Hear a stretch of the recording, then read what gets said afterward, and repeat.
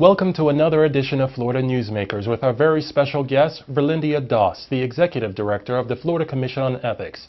Welcome to the program. Thank you, Tramell. It's nice to be here. Let's get to it. Financial disclosure season is upon us, and we're already seeing some lawmakers scrambling to make corrections. What happens when a public official doesn't make or disclose their financial information? Well, I'm glad you brought that up because this is our busiest time of the year. 37,000 people in the state of Florida file financial disclosure, and 16,000 of them file with us, so you can imagine what my office is like right about now. But we encourage people to file their financial disclosure by July 1st. That is the deadline. If people don't file it by September 1st, well, September 3rd this year because there's a holiday, but there's an automatic fine of $25 a day that keeps on accruing until it hits $1,500. So what we tell people is file early, then you don't have to worry about that fine. And this year there were some legislative changes that make it even more of a significant problem if you don't file your disclosure on time. To what extent can the Commission go to retrieve those fines? Well, in the past, we would send the debt to the Department of Financial Services, who assigned it to a collection agency, and we'll still continue to do that. But under the legislative changes, we also will be required to contact the employer of the filer if they are still a state or local government employee, and then the employer will begin withholding wages in order to satisfy the fine.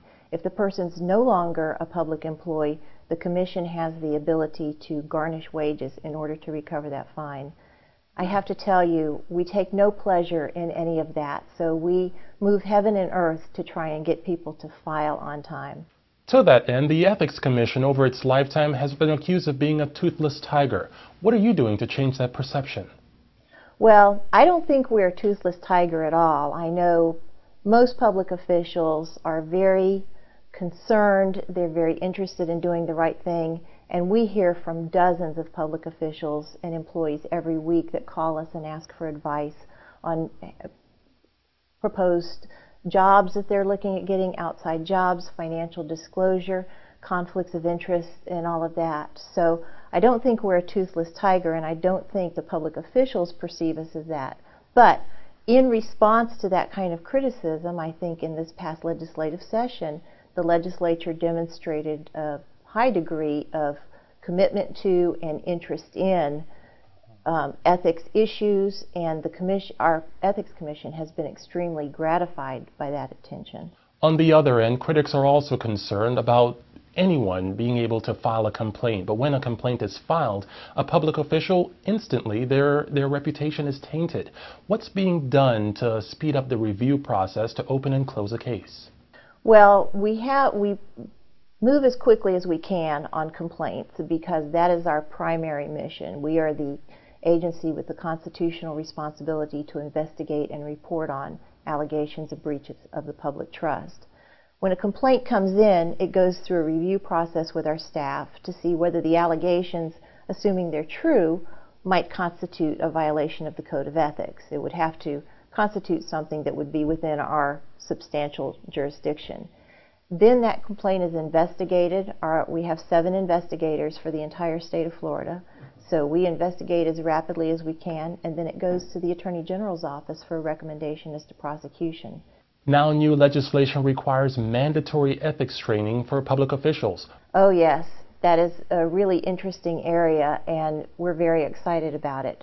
We already have training, a link to training on our website, which is through the Florida Institute of Government, which we've worked with in the past. The Ethics Commission and the Attorney General's office work together to do the content of that training, which is pretty inexpensive. It's $35, and we're working now to update it with the new changes in the law. In addition to that, we are hoping to have a conference this year for the first time since 2007 in which people could get way more than the newly required 4 hours of training per year. So the conference is kind of in the formative stages now. We're looking at October 2nd through 4th in Orlando. So I would recommend people keep an eye on our website, which is www.ethics.state.fl.us, for details about the conference. And with that, thank you so much for joining us. We hope to have you back. And for our viewers, see you next time right here on Florida Newsmakers.